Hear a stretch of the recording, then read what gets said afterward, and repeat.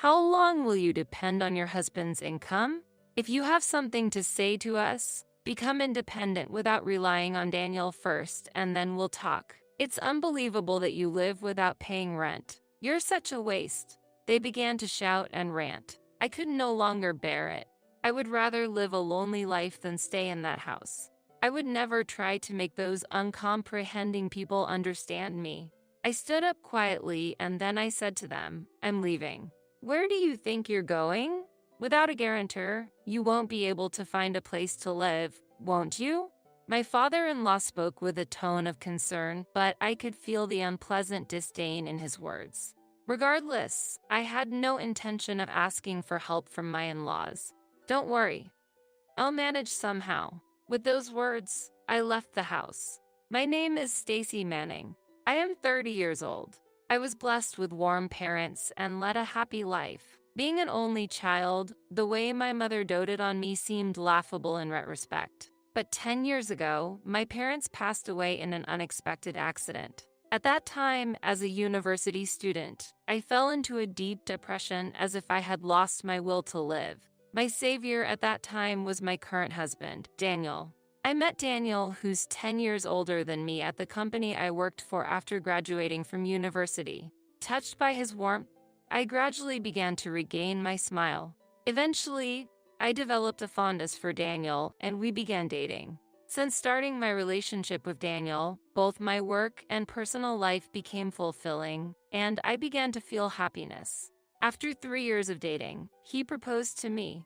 I had visited Daniel's parents' home many times during our relationship and had built a good relationship with them. His mother was always warm and would say, Daniel has chosen you and we're happy to have you. Believing her words, I accepted his proposal. At that time, I had no doubts and felt pure joy. However, when I told his parents that we were getting married, their attitude changed dramatically.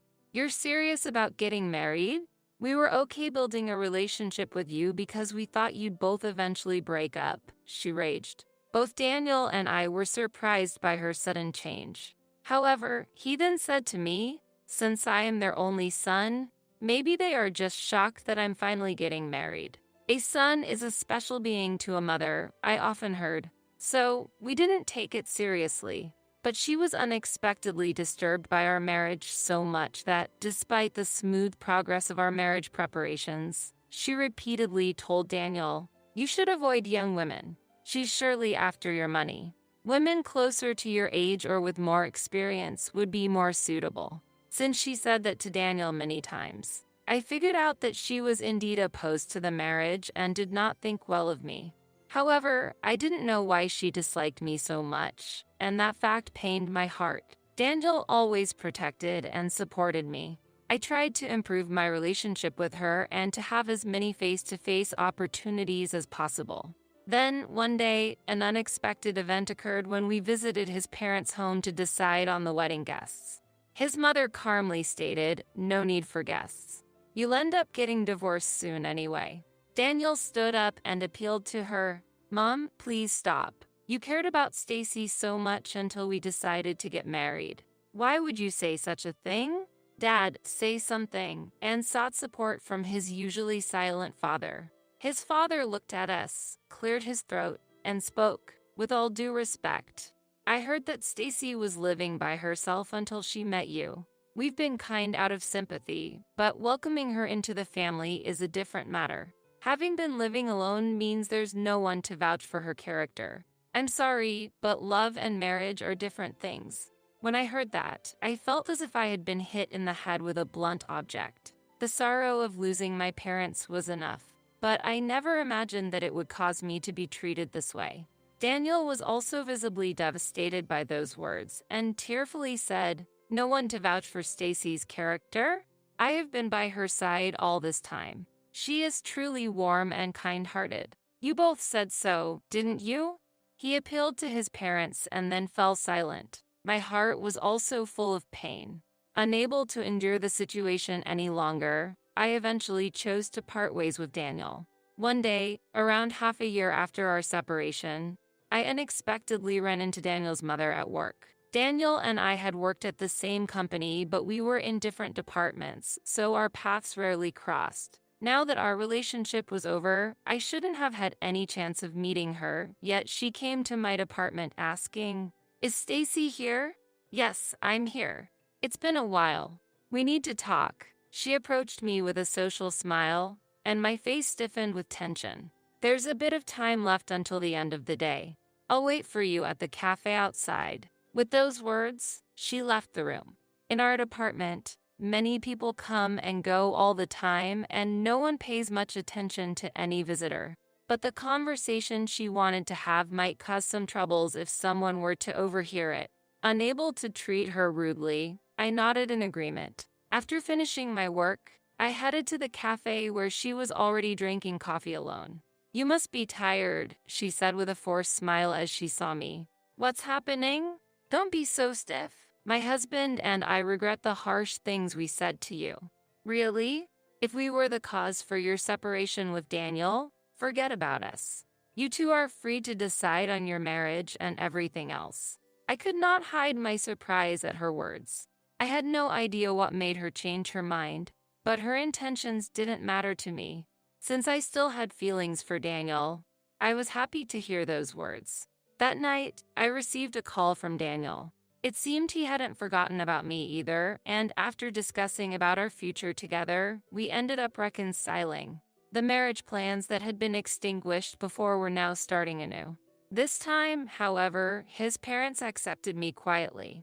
After starting a new life together with Daniel, I felt the warmth of my parents-in-law and was fulfilled. However, sometime after the marriage, I overheard my mother-in-law talking on the phone. Yes, he married that orphan. For now, everything is going smoothly. I stopped in my tracks. She was using the word orphan. It was the same term she used when she drove me out of the house. I felt bitterness in her words as she used it in her phone conversation then. Unaware that I was listening, my mother-in-law continued her conversation. "I thought an older woman would be better, but as you said, a young wife requires less care. An older woman would also increase the risks of miscarriage. So it's also reassuring in that sense. We took her in despite having been living alone, so she must take good care of us." It seemed she was talking to a friend, but it didn't matter who the other party was. I felt a deep betrayal and despair at her words. My mother-in-law had not truly accepted me. It seemed she had deemed me a usable entity based on a friend's suggestion. Even from that short conversation, I could discern the truth and felt unimaginable sadness. But Daniel believed that his parents had repented their previous actions and had accepted me. I wanted to avoid hurting him, so I decided to keep this fact to myself. Since then, I've maintained a reasonable distance with my in-laws. You can rely more on Mom for housework. Dad will help right away even if it's just to change a light bulb, Daniel would say kindly, but I didn't want to be indebted to my in-laws. "Don't worry, I can handle such things myself." I would decline his suggestions politely every time. A year passed, and as we entered our second year of marriage, we were still working together and living with his parents. In the midst of our changing daily life, an incident occurred while Daniel was away on a business trip. For the first time, it was just his parents and I living together, and I had no parental home or place to return to. With no escape, I reluctantly welcomed the night. The dining table, usually surrounded by 4, was now set for 3, and the atmosphere was clearly different from usual. And it was a certain remark from my mother-in-law that accentuated this unease. "Stacy, I find it difficult to ask when Daniel is around, but when are you all going to have children?" "Yes, about that. It's a blessing we haven't been able to receive yet." I had anticipated that question someday, but still, I was taken aback by such a direct inquiry. "You contribute nothing to the household finances, and you don't have any children. I can't see the point of having welcomed you into this house." Seeing my timid demeanor, my mother-in-law expressed her anger. I couldn't say a word back to her. In the past, childless women were called useless and could be driven out of the house. My father-in-law, despite his gentle tone, showered me with harsh words. I just kept silent and continued my meal. However, Perhaps my lack of apology or rebuttal displeased her. In her anger, she stood up and threw the apron I had worn out of the window. I was just dumbfounded by her sudden action. But her bizarre behavior did not stop there.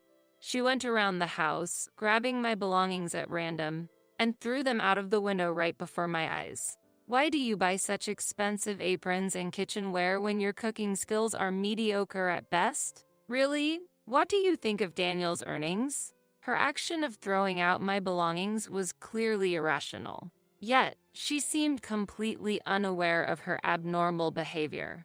After discarding everything, she said with satisfaction, "We really should have never welcomed an orphan like you into our home. Your silence means your parents must have left this world without giving you proper upbringing." I had remained silent for a long time, but I could not endure those words and expressed my anger. I slammed my fork down on the table and glared sharply at her. Seeing her flinch for a moment, my father-in-law then scolded me loudly as if to back her up. "What are you doing, Stacy? Your attitude is unacceptable. Be grateful you have food to eat. That's only possible because Daniel is here." He continued, "That's right. How long will you depend on your husband's income? If you have something to say to us, become independent without relying on Daniel first, and then we'll talk. It's unbelievable that you live without paying rent. You're such a waste." In response to my defiance, both of them began to shout in anger. I could no longer bear it. I would rather live a lonely life than stay in that house. I would never try to make these uncomprehending people understand me. I quietly stood up. Then I said to them, "I'm leaving." That night, I started preparing to move out. I went out to the garden, picked up my belongings one by one, dusted off the mud on their surface, and packed them in my bag. My in-laws just watched me pick up my things. Their faces seemed to mock me, but they said nothing. The next day, I left the house with my belongings. "I'm leaving. I don't know where you're going, but until the divorce is official, don't cause any trouble," she said. I don't know if that was an appropriate farewell to a daughter-in-law leaving the house or not. However, instead of responding, I simply stood there silently. "Where are you going? Without a guarantor, you won't be able to find a place to live, won't you?" He spoke with a tone of concern, but I could feel the unpleasant disdain in his words. Regardless, I had no intention of asking them for help. "Don't worry, I'll manage somehow." With those words, I left the house. Then the night came. "Stacy, where are you?" When Daniel returned from his trip, it seemed he was informed by his parents that I had left the house. He contacted me in a hurry. "Why did you leave the house? If you have any problems with me, why don't we talk about it? Let's discuss this properly." "What are you talking about? There's nothing wrong with you. The truth is, I was forced out of the house by your parents." "What?" Daniel was silent after hearing my story, obviously surprised. No doubt, his parents must have told him that I left on my own accord. We decided to meet and talk, even if I was determined to get a divorce. We should at least discuss it face to face. When we met up at the range place, I opened up to Daniel about the way his parents had been treating me. It must have been hard for him to accept the fact that his seemingly warm parents actually did not accept me at all. Still, he believed me. "I'm sorry I didn't notice the tough time you were going through," he said with tears in his eyes. My heart ached to see him like this. He was a victim too. His happiness was threatened by his own parents. Not wanting to burden Daniel any further, I took out the divorce papers. But upon seeing them, Daniel immediately tore them up. "I'm going to leave that house too. I won't leave you alone." "What?" "From now on, we'll walk our own path, free from my parents. We won't have to be apart anymore." I was moved by Daniel's resolve and could only nod in agreement. Hand in hand, we returned to his parents' house where they had been waiting for us to return. "So, have you already filed for divorce?" My mother-in-law asked Daniel sarcastically upon seeing me. "Did you come back to pick up your stuff? Well, you're still young. You'll find someone else." My father-in-law's words might have been intended as encouragement, but their insensitivity was exasperating. Daniel spoke up boldly. "We're not getting divorced. I'm starting a new life with Stacy. So, we're leaving this place. His parents were shocked and outraged at his declaration. Leave? Why would you leave for someone like her? Mom, how did you even think of driving Stacy out of the house? I can't understand you at all. Upon hearing his retort, she gasped and was at a loss for words. I think it's inhumane to trample on everything Stacy has done for this family. I can't call such people parents. Daniel criticized them with even more vigor.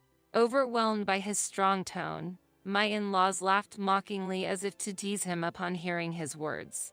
Ha ha ha. Everything she has done, you say? I have no personal ill will towards Stacy, but to say that she's been supporting us is an exaggeration.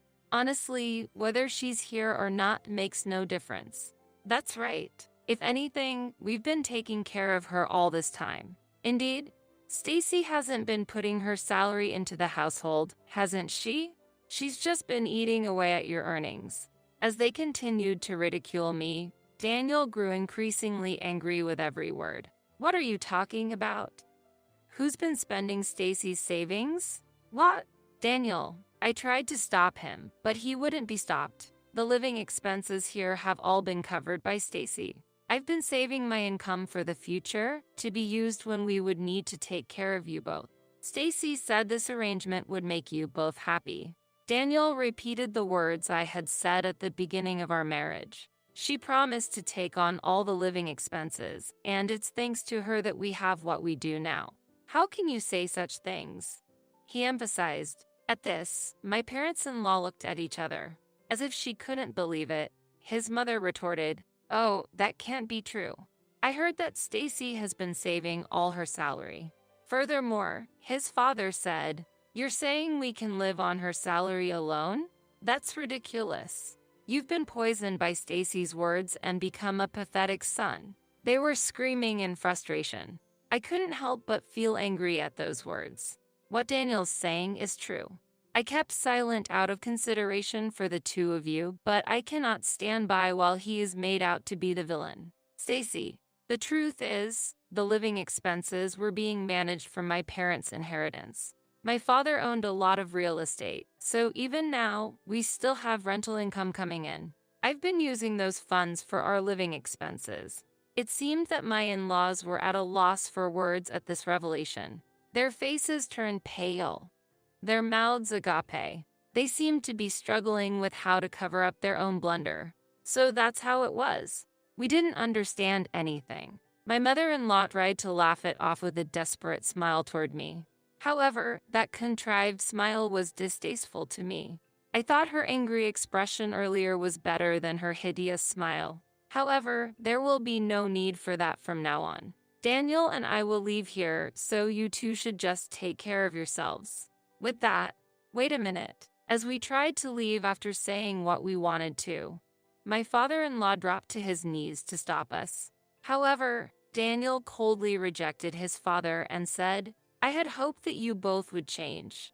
This is truly sad. Afterward, I led Daniel to our home. The house I moved into is also one of the properties I inherited from my father. The luxurious house, worth $3 million, had been rented out to a famous person overseas until recently. The celebrity had just finished her activities in the US and returned home, and the home cleaning was completed, making it ready for us to move in right away.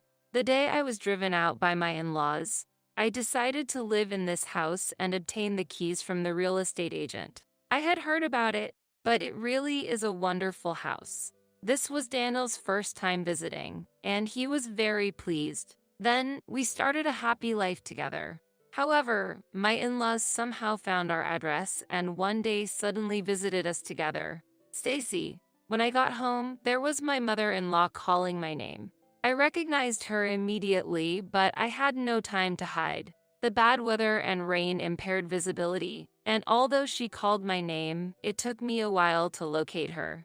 Meanwhile, they hurriedly approached me. Mother, I'm so glad. I was searching around here, thinking it must be near. It seemed they had made it this far relying on the address, but they couldn't find the actual house. But more than their appearance, I was concerned about the luggage they carried. My mother-in-law had a large tote bag, and my father-in-law carried a suitcase. Noticing my gaze fixed on their luggages, my mother-in-law looked down at her tote bag. "Oh, this? Actually, we just got back from a trip and bought some souvenirs."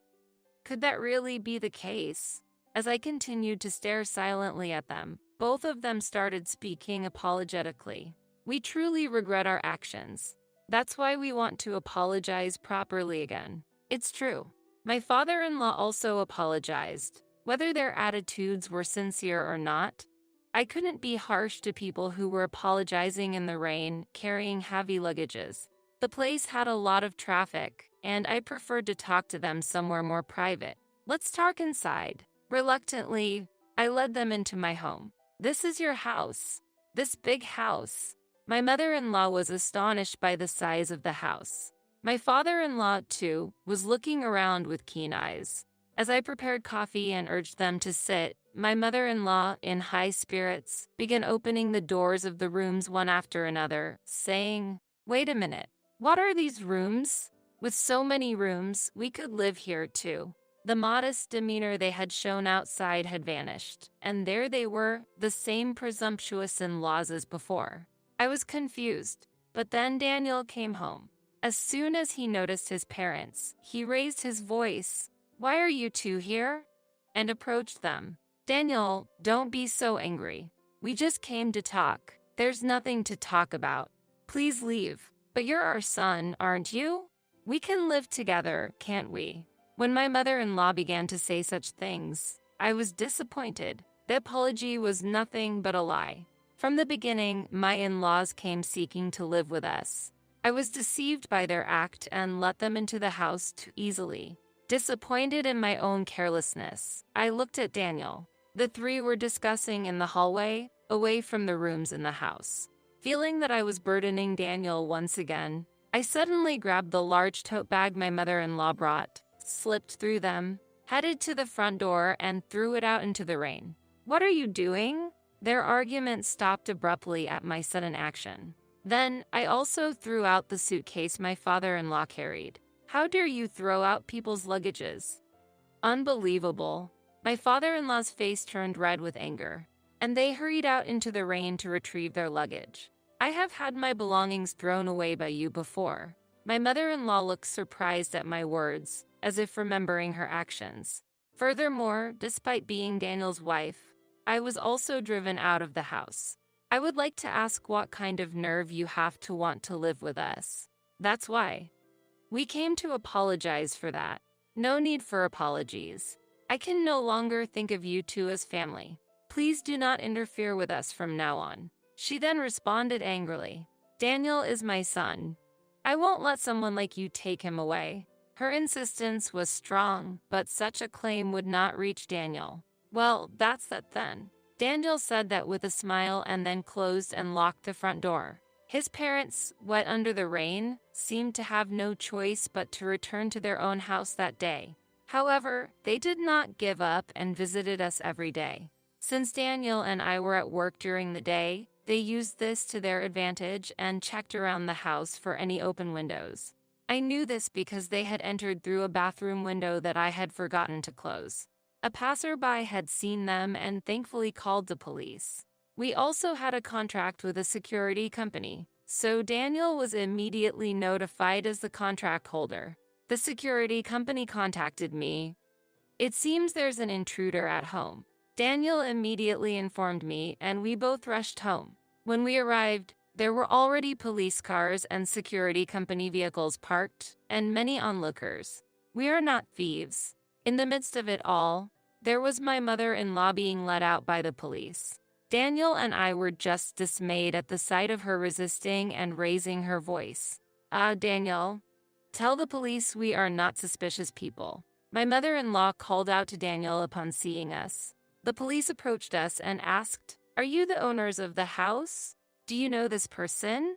Daniel then deliberately answered in a loud voice, "Yes, I am the owner of the house. I would like you to thoroughly investigate what intentions this person had for entering." After he replied calmly, my mother-in-law showed a look of despair. Daniel didn't confirm whether he knew her or not to the police officer. Following his response, the police officer led my mother-in-law toward the patrol car. My father-in-law followed. He avoided eye contact with us, and Daniel didn't try to look at him either. Eventually, both of them were put into separate patrol cars and were taken away by the police. They claimed they didn't steal anything and just wanted to rest in the house. Daniel was shaking with anger, but I decided to use this opportunity to ensure that we would never be involved with them again, and agreed to withdraw the complaint. Since then, my in-laws have kept their promise and haven't come to our house. One peaceful day, sometime after we could live peacefully, I saw my father-in-law being scolded by an older lady while working part-time at the supermarket. It seems they couldn't make ends meet without working. I smiled faintly and discreetly left the scene. When I got home and told Daniel about it, he burst into laughter. If Dad hadn't always listened to Mom, he might have had a better life. It's sad to see he continues to sacrifice himself for her. Indeed, there is some truth to Daniel's words. My father-in-law has never been a man of strong will and always did whatever my mother-in-law asked. This likely led to the current problem. Also, the break-in has become neighborhood gossip, and they're both being shunned now.